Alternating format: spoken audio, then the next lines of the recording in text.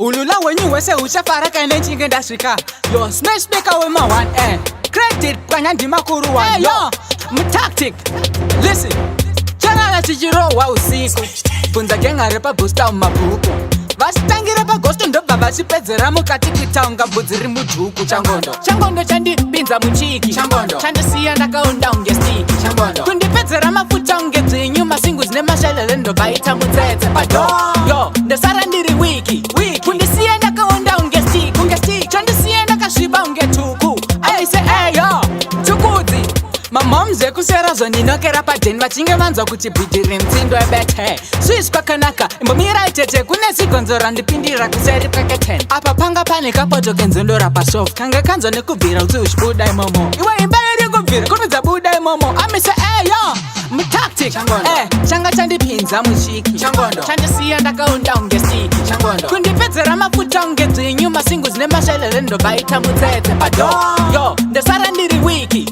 Kundisiya ndakaunda unge stiki. Chandisiya ndakasviba unge tuku. Aise eyo tuku. Saka ndainge ndigere zvangu pambedha ndokubva nadzo chizevezeve madziromemba. Ndikati pamwe iboys rechamba. Ezvo baudo nikisi ndimadha vekuseri kwemba. Vakandi juma ndichirova matanda. Zvikanzi rasta papana chekura. Ndobva ndikati mada aya masamba. Zvikanzi usafunga kuti handizive. Changondo chandipinza muchiki. Chandisiya ndakaunda unge stiki. Kundipedzera mafuta unge dzinyu. Masingu zine mashelele ndobaita mutsetse pado. Yo ndasara ndiri wiki.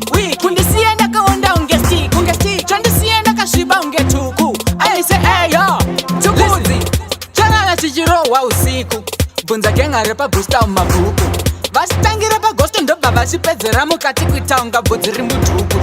Changondo chandipinza muchiki. Chandisiya ndakaunda unge stiki. Kundipedzera mafuta unge dzinyu. Masingu zine mashelele ndobaita mutsetse pado. Yo ndasara ndiri wiki. Kundisiya ndakaunda unge stiki. Chandisiya ndakasviba unge tuku. Aise eyo tukudzi. Mamomze kusera zvondinokera padheni vachinge vanzwa kuti bhidhi remtsindo ebete. Swizz kwakanaka imbomira itete kune sigonzo randipindira kuseri kweke 10. Apa panga pane kapoto kenzondora pasoft. Kanga kanzwa nekubvira kuti uchibuda imomo. Iwe imba iri kubvira kunudza buda imomo. Amise eyo mutactic. Changa chandipinza muchiki. Chandisiya ndakaunda unge stiki. Kundipedzera mafuta unge dzinyu. Masingu zine mashelele ndobaita mutsetse pado. Yo ndasara ndiri